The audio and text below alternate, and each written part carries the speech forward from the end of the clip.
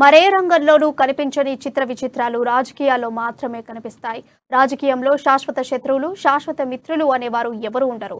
కోట్లాది మందిని విభజన చేసే రాజకీయ నేతలు సభ నుంచి బయటకు రాగానే భుజం భుజం రాసుకు పూసుకొని మాట్లాడుకోవటం చూస్తూనే ఉంటాం. అలా బద్ద ప్రత్యర్థులు ఒకే ఇంట్లో ఎదురైతే ఆ సీన్ ఎలా ఉంటుంది?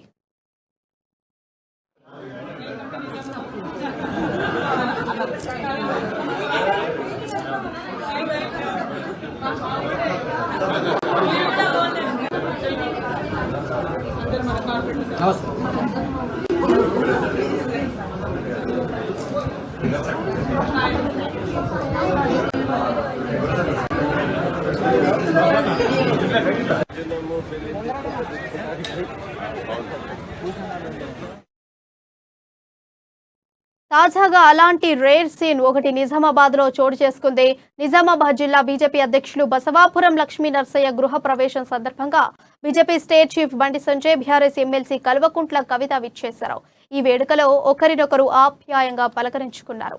బీజేపీ నేతలను ఎమ్మెల్సీ కవిత పలకరించగా కవిత రాగానే ఆమెకు నమస్కారం చేస్తూ బండి సంజయ్ పలకరించారు. దీనికి సంబంధించిన వీడియో ప్రస్తుతం సోషల్ మీడియాలో హల్చల్ చేస్తుంది.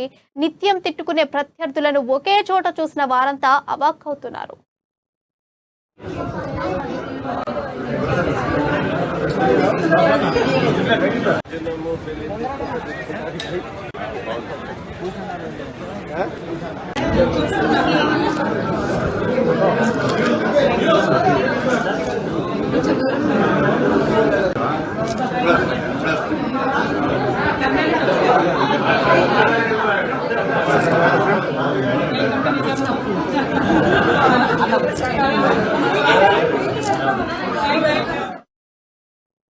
మరే రంగంలోనూ కనిపించని చిత్ర విచిత్రాలు రాజకీయాల్లో మాత్రమే కనిపిస్తాయి.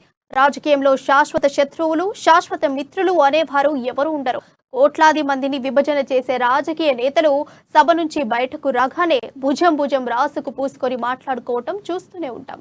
అలా బద్ద ప్రత్యర్థులు ఒకే ఇంట్లో ఎదురైతే ఆ సీన్ ఎలా ఉంటుంది? తాజాగా అలాంటి రేర్ సీన్ ఒకటి నిజామాబాద్ లో చోటు చేసుకుంది. నిజామాబాద్ జిల్లా బీజేపీ అధ్యక్షులు బసవాపురం లక్ష్మీ నరసయ్య గృహ ప్రవేశం సందర్భంగా BJP state chief Bandi Sanjay, BRS MLC Kalvakuntla Kavitha విచ్చేశారు. ఈ వేడుకలో ఒకరినొకరు ఆప్యాయంగా పలకరించుకున్నారు. బీజేపీ నేతలను ఎమ్మెల్సీ కవిత పలకరించగా కవిత రాగానే ఆమెకు నమస్కారం చేస్తూ బండి సంజయ్ పలకరించారు. దీనికి సంబంధించిన వీడియో ప్రస్తుతం సోషల్ మీడియాలో హల్చల్ చేస్తుంది. నిత్యం తిట్టుకునే ప్రత్యర్థులను ఒకే చోట చూసిన వారంతా అవాక్కవుతున్నారు.